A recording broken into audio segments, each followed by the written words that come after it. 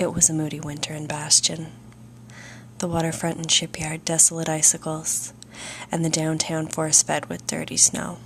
On occasion, a restaurant chef or pub patron would nestle in an alley or doorstep for a smoke, only to lose a battle of wills with the cold. In a city so rich in character, Aaron thought, in the few weeks he'd lived there, it was the old buildings, monuments, and graveyards that appeared the most alive. Not even locals seemed able to stand the frozen anger of winter. January was never a time to move. The layoff, however, had forced it on him. Aaron noticed people in coffee shops, bars, people that even looked the way he did with his shaggy dark haircut and devil-may-care second-hand fashion. He counted 6 other guys so far that had the same rimless eyeglasses with the obvious black arms, none of them returning his look of ironic recognition. He knew the town was mainly university kids and an art crowd, so somewhere there had to be someone who accepted his friendship, or at least returned a smile. It was 4 weeks into his new life when he'd hit the right bar on the right night. It was a place he recognized from an ad in the city's local alternative paper. Most of the crowd was not unlike those at the dud bars he'd gone to, only with better bands on their shirts. There was a folksy vibe that reminded him of the monuments he'd liked, and more compelling was the aquarium built in the wooden walls that contained a wreathing ogre of an eel. Freddie. Aaron, Aaron said, turning to greet the voice beside him. No, he's Freddie, the girl said, pointing to the tank. I'm Sophie. She engulfed his hand in her red manicure. You're new here. I can smell it. She could have transported here from the 1950s. Hazel eyes framed with black wings, ash blonde hair and curves, both sculpted into a masterpiece of the era. She drank beer with him at a booth and chatted. He told her about the layoff, his plan to get work here under a new shipping contract. She told him about her nostalgia and her art. Chiseled ghosts of long and shortly forgotten patrons disappeared under their empty bottles.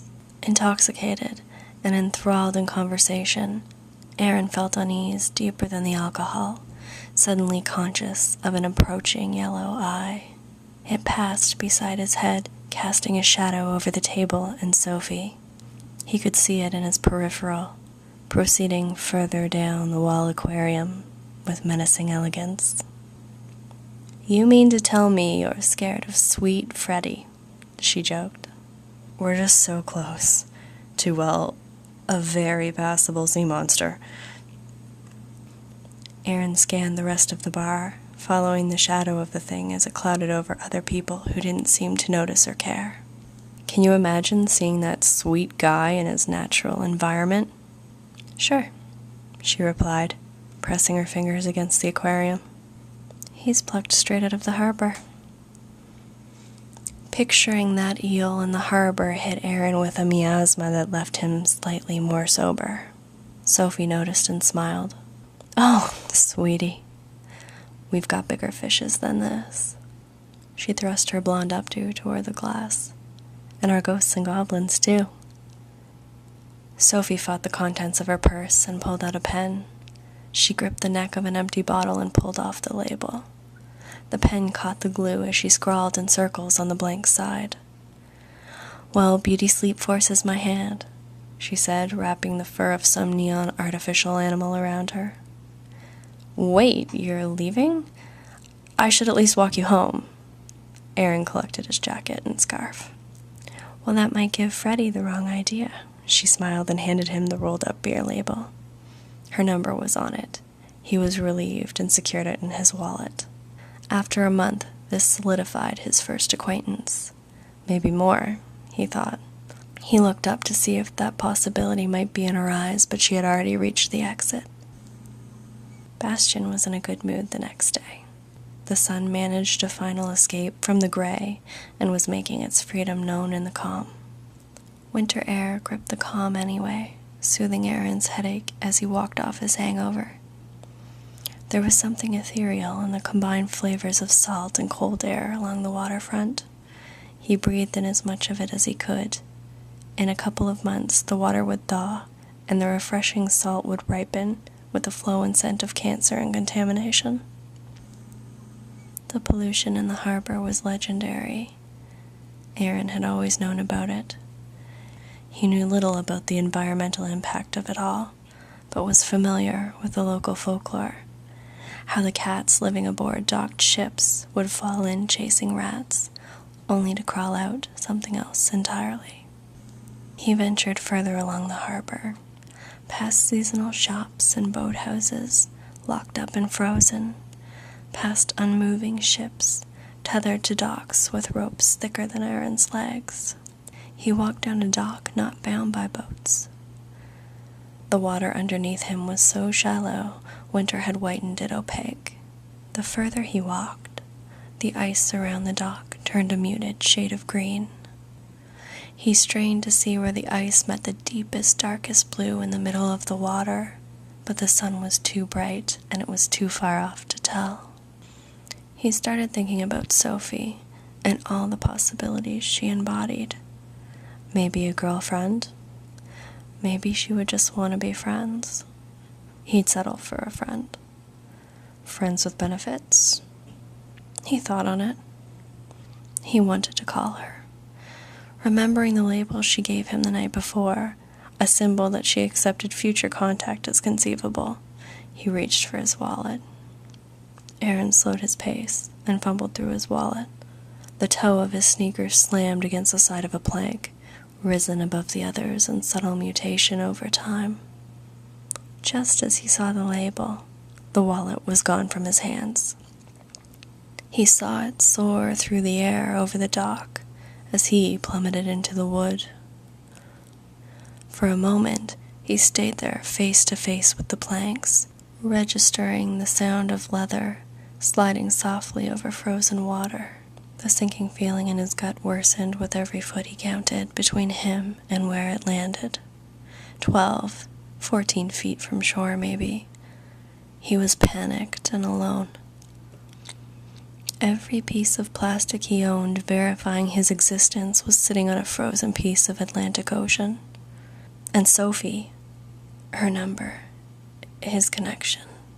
Desperation brought him once again to drop to the dock, this time on purpose. He hung his hand off the edge. He could touch the ice. He pressed harder on its surface. It was strong. Aaron swung a leg over and tested it. It held. "I can get it," he whispered to no one. Another leg. The pale green stayed quiet. His final grip on the dock loosened, and he surrendered to his plan. On hands and knees, he slowly began the first motions away from the dock. Careful, conscious sliding. Careful. His hands stung immediately, but he never took them off the ice. The dock left leg's reach as he inched along the surface. He tried thinking about Sophie to calm his nerves, but as he thought, Aaron could see the ice becoming a darker shade of green, less and less opaque. He was too frightened to look back to shore. Onward. Unnoticed minutes raced by as Aaron approached the wallet. Onward. Luckily, his hands had gone numb, one less thing to think about. Over halfway. His heart beat so loud and quick, he thought it alone might be the thing to break the ice.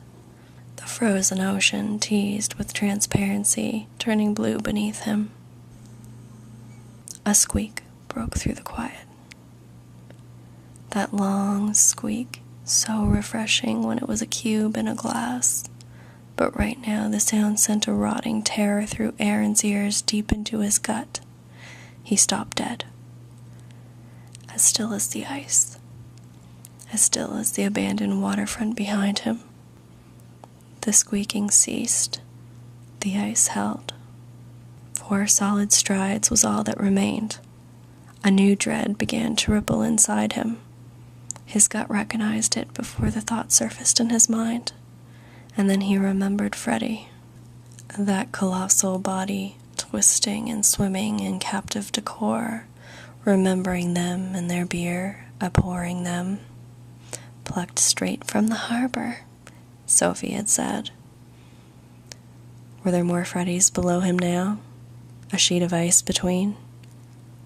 Were they larger?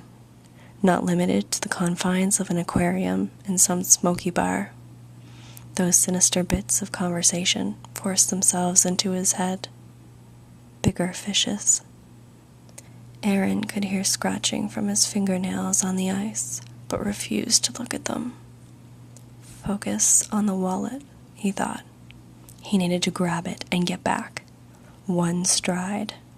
Slow. The ice squeaked again. Hands and knees. Careful. The scratching and creaking got louder as the wallet got closer. He made his final glide. He looked down at his wallet. He'd done it. Eyes and arm gathered his dead hand over the wallet to claim it. It was then something caught his eye under the ice, or rather on the other side of it. Just next to where his wallet came to rest, where the water underneath was most visible, was a carving. A culmination of panic and confusion possessed Aaron. Ghosts, goblins, Sophie's words morphed into savage barks in his mind. He read the crude message written on the other side of the ice. You dropped this. And he thought of bigger fishes.